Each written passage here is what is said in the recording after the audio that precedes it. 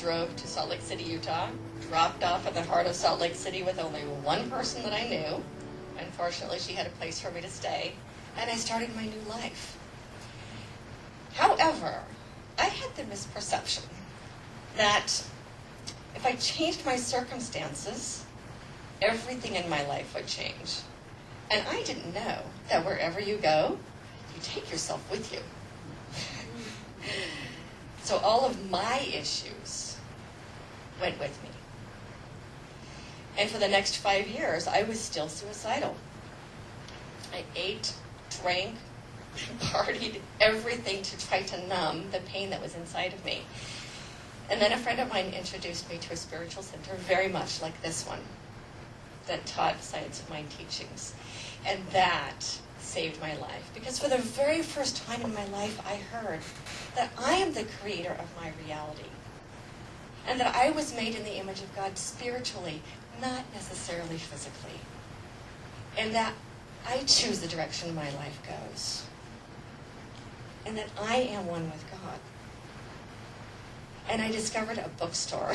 And in that bookstore was every self-help book that was available in the 1980s, and I read them all. And I started to fix myself in this process that I now call spiritual freedom formula.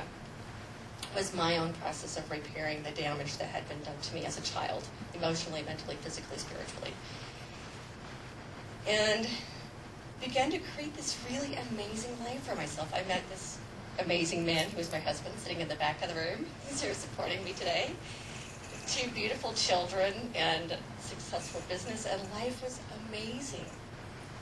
And then a couple of years ago, I had my midlife holy bleep, if you will. We all seem to have it. I didn't think it really existed until it happened to me. And what it turned into is what I call my midlife rebirth, and rediscovering who I really am. And I had forgotten about the self-help books, and I had forgotten about spirituality because life just got in the way. And I'd forgotten who I really am until I was in the middle of this midlife transition, if you will. And one day I was standing in my kitchen doing dishes. And there's something about being in the flow of water, about being in the flow. And I had this experience, this awakening experience, where I felt love. Not in a way I had ever felt it before, not in a way I had ever internalized it or believed it to be, or emotionally fulfilled receiving love from someone else. It was love, a palpable, powerful energy that flowed through me almost as though I was in the womb of love. I felt it in every cell of my body. I felt it coming out my fingers and my toes and out my eyes. I've discovered that high energy, when it moves through me, it comes out in the form of tears. And I'm standing there in my kitchen just overwhelmed in this love. And the message that came through was, we wanted you to know what love really is. This is what God really is. God is love. We are all love. And the understanding that came through that was that love is all there is. It is all that I am. It is everything that I am. I am love. It is the stuff that I'm made of. It is the stuff that everything is made of. It's in the curtains and in the walls and in the floor and in the trees and in the grass and in the sand. It is in every breath we take. It is all there is. And we are all made of it. We are God. We are love. It is all that we are. It is all that everything is. And that profound understanding changed my entire perspective of not only myself and learning to love the whole of who I am and all that I've experienced, being able to look at my story no matter how painful that story has been, through the eyes of love. And understanding that that is how that which we call God sees all of us, through the eyes of love.